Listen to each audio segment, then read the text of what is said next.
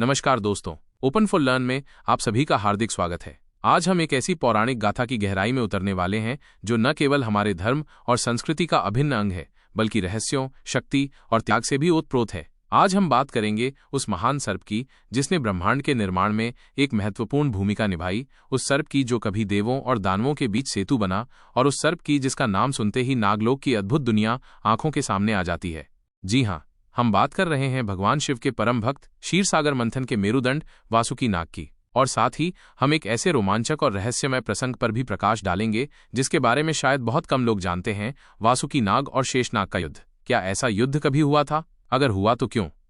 और उसका परिणाम क्या था? इन सभी सवालों के जवाब आपको मिलेंगे आज के इस विशेष एपिसोड में। तो अपनी सीट बेल्ट बांध लीजिए, क्योंकि यह यात्रा आपको एक ऐसे लोक में ले जाने वाली है जहां पौराणिक कथाएं जीवंत हो उठती हैं। भारतीय पौराणिक कथाओं में नागों का स्थान अत्यंत महत्वपूर्ण है। उन्हें न केवल शक्तिशाली माना जाता है, बल्कि उन्हें ज्ञान, समृद्धि और कभी कभी विनाश से भी जोड़ा जाता है। इन नागों में से दो नाम सबसे ऊपर आते हैं, शेषनाग और वासुकी नाग। जहां शेषनाग को भगवान विष्णु का आसन और ब्रह्मांड के आधार के रूप में जाना जाता है, वहीं वासुकी नाग का उल्लेख कई महत्वपूर्ण पौराणिक घटनाओं में मिलता है। आज हम वासुकी पर विशेष ध्यान देंगे। वासुकी नाग, एक परिचय और उनका महान इतिहास। वासुकी नाग नागराजों में अग्रणी माने जाते हैं। वे कद्रु और महर्षि कश्यप के पुत्र हैं, जो नागों की विशाल वंशावली के जनक हैं। उनका निवास स्थान पाताल लोक में बताया जाता है, जहां वे असंख्य नागों पर शासन करते हैं। वासुकी का स्वरूप अत्यंत विशाल और तेजस्वी बताया गया है। उनकी फन पर चमकीले रत्न शोभा पाते हैं और उनका शरीर पर्वत के समान विशालकाय होता है। वे भगवान शिव के गले का आभूषण हैं, जो उनके सर्वोच्च भक्ति और शिव से उनके अटूट संबंध को दर्शाता है।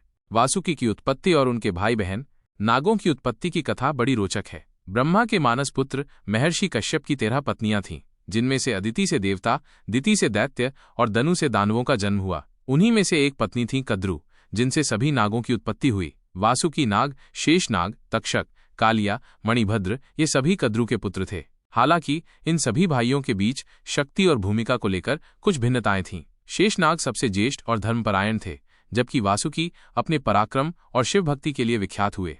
समुद्र मंथन में वासुकी की भूमिका। वासुकी नाग के इतिहास में सबसे महत्वपूर्ण और प्रसिद्ध घटना है क्षीरसागर का समुद्र मंथन। ये एक ऐसी घटना थी जिसने ब्रह्मांड के भाग्य को बदल दिया। जब देवता और दानव अमृत की प्राप्ति के लिए एकजुट हुए, तो उन्हें एक ऐसे साधन की आवश्यकता थी जो मंदराचल पर्वत को मथने में सक्षम हो। उस समय भगवान विष्णु ने वासुकी नाग का स्मरण किया और वासुकी ने सहर्ष इस महान कार्य में अपना योगदान दिया। कल्पना कीजिए, एक ओर देवता, दूसरी ओर दानव, और बीच में मंदराचल पर्वत को मथने के लिए महाकाय वासुकी नाग की देह को रस्सी के रूप में प्रयोग किया जा रहा है। वासुकी का शरीर इतना विशाल था कि वे दोनों छोरों से पकड़े जा सके। उनके मुख की ओर से दानव और पूंछ की ओर से देवताओं ने मंथन किया। ये एक अत्यंत पीड़ादायक प्रक्रिया थी वासुकी के लिए। मंथन के दौरान उनके मुख से हलाहल विष निकला, जिसने तीनों लोगों को भस्म करने की धमकी दी। ये विष इतना तीव्र था कि देवता और दानव दोनों भयभीत हो गए। तब भगवान शिव ने सृष्टि की रक्षा के लिए उस विष को स्वयं पी लिया, जिससे उनका कंठ नीला पड़ गया और वे नीलकंठ कहलाए। वासुकी ने इस महान त्याग में भगवान शिव का साथ दिया और स्वयं भी अथाह पीड़ा सहन की। इस घटना ने वासुकी की सहनशीलता, परोपकारिता और ब्रह्मांड के कल्याण के लिए उनकी प्रतिबद्धता को उजागर किया। नागों का यज्ञ और वासुकी का संरक्षण।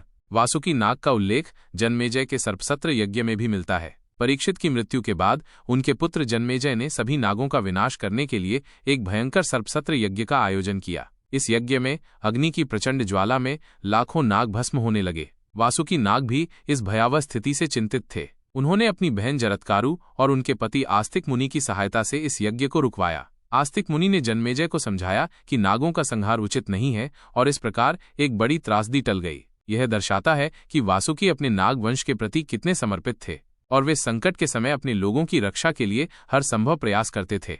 भगवान शिव से वासुकी का संबंध।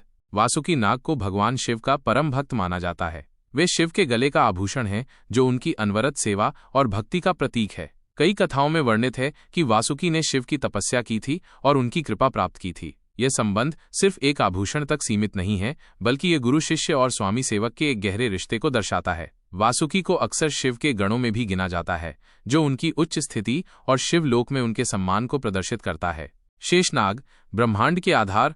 अब बात करते हैं शेषनाग की, जिन्हें अनंत नाग भी कहा जाता है। शेषनाग वासुकी के ज्येष्ठ भ्राता हैं और वे भगवान विष्णु के अनन्य सेवक हैं। वे क्षीर सागर में भगवान विष्णु के लिए आरामदायक शैया का निर्माण करते हैं और ब्रह्मांड के समस्त भार को अपने फन पर धारण करते हैं। शेषनाग को काल और अनंतता का प्रतीक माना जाता है। जब ब्रह्मांड का अंत होता है तो शेषनाग अपने मुख से अग्नि निकालते हैं और सब कुछ भस्म कर देते हैं। वे धर्म और न्याय के प्रतीक हैं।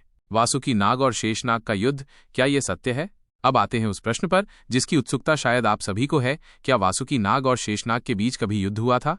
अधिकांश प्रचलित पौराणिक ग्रंथों और कथाओं में वासुकी और शेषनाग के बीच किसी प्रत्यक्ष और बड़े युद्ध का वर्णन नहीं मिलता है। वास्तव में वे भाई थे और दोनों ही धर्म और ब्रह्मांडीय व्यवस्था के महत्वपूर्ण स्तंभ थे। जहां शेषनाग भगवान विष्णु से जुड़े हैं और ब्रह्मांड को धारण करते हैं, वहीं वासुकी भगवान शिव से जुड़े हैं और समुद्र मंथन जैसी महत्वपूर्ण घटना में सहयोगी बने। भ्रांतियां और उनके कारण, फिर ये विचार कहां से आया कि इन दोनों शक्तिशाली नागों के बीच युद्ध हुआ होगा? इसके कुछ संभावित कारण हो सकते हैं। 1. शक्ति प्रदर्शन की कल्पना। दोनों ही नाग अत्यंत शक्तिशाली थे। स्वाभाविक रूप से लोग कल्पना कर सकते हैं कि इतनी विशाल शक्तियों का टकराव कैसा रहा होगा। 2. भाई भाइयों के बीच प्रतिस्पर्धा। कई पौराणिक कथाओं में भाइयों के बीच प्रतिस्पर्धा और संघर्ष का वर्णन मिलता है, जैसे देवता और दानव। कुछ लोग ये सोच सकते हैं कि शेषनाग और वासुकी के बीच भी ऐसी कोई प्रतिद्वंद्विता रही होगी। 3. स्थानीय लोक कथाएं या अप्रचलित पाठ। संभव है कि कुछ स्थानीय लोक कथाओं या कम ज्ञात पौराणिक ग्रंथों में इस तरह के संघर्ष का वर्णन हो जो मुख्य धारा के ग्रंथों में प्रचलित न हो। 4. प्रतीकात्मक युद्ध। कभी कभी युद्ध शब्द का प्रयोग शाब्दिक लड़ाई के बजाय विचारों, सिद्धांतों या शक्तियों के प्रतीकात्मक संघर्ष को दर्शाने के लिए किया जाता है। हो सकता है कि किसी संदर्भ में उनके कर्तव्यों या भूमिकाओं के बीच एक प्रतीकात्मक टकराव को युद्ध के रूप में वर्णित किया गया हो। 5. गलत व्याख्या या सृजनात्मक कहानी। आधुनिक समय में मनोरंजन के लिए कहानियों को नया रूप दिया जाता है और हो सकता है कि किसी ने इस तरह के युद्ध की कल्पना की हो ताकि कहानी को अधिक रोमांचक बनाया जा सके। प्रमुख ग्रंथों में अनुपस्थिति।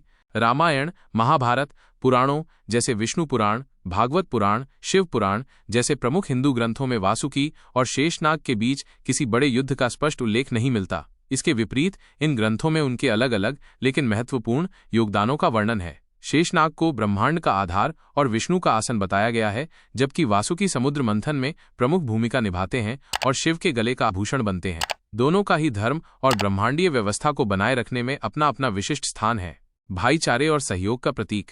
वास्तव में वासुकी और शेषनाग को अक्सर भाईचारे और सहयोग के प्रतीक के रूप में देखा जाता है। दोनों ही नागलोक के प्रतिष्ठित सदस्य हैं और दोनों का ही देवताओं के साथ सकारात्मक संबंध रहा है। शेषनाग जहां अपनी तपस्या और निस्वार्थ सेवा के लिए जाने जाते हैं, वहीं वासुकी अपने पराक्रम, धैर्य और त्याग के लिए प्रसिद्ध हैं। वे एक दूसरे के पूरक हैं, न कि प्रतिद्वंद्वी।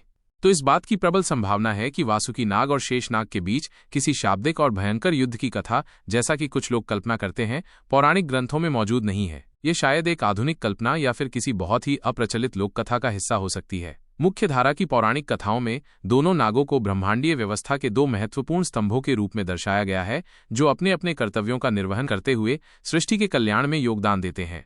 वासुकी नाग का इतिहास हमें त्याग, सहनशीलता और भक्ति का पाठ पढ़ाता है। समुद्र मंथन में उनकी भूमिका ने उन्हें अमर कर दिया। शेषनाग का इतिहास हमें धर्म, स्थिरता और भगवान के प्रति पूर्ण समर्पण का मार्ग दिखाता है। इन दोनों महान नागों की कथाएं हमें बताती हैं कि ब्रह्मांड को चलाने के लिए विभिन्न शक्तियों और तत्वों का सह अस्तित्व और सहयोग कितना आवश्यक है।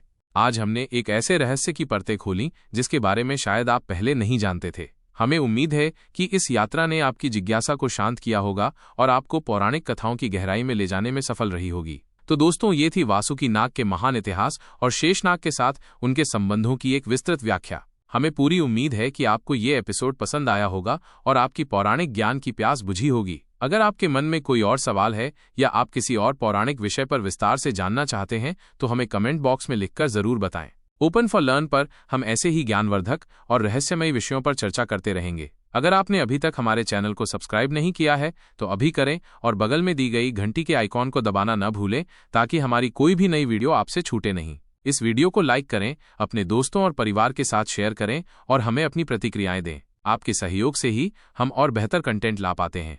मिलते हैं अगले एपिसोड में एक और नए रहस्य और एक नई कहानी के साथ। तब तक के लिए जुड़े रहिए ओपन फॉर लर्न से और सीखते रहिए। नमस्कार।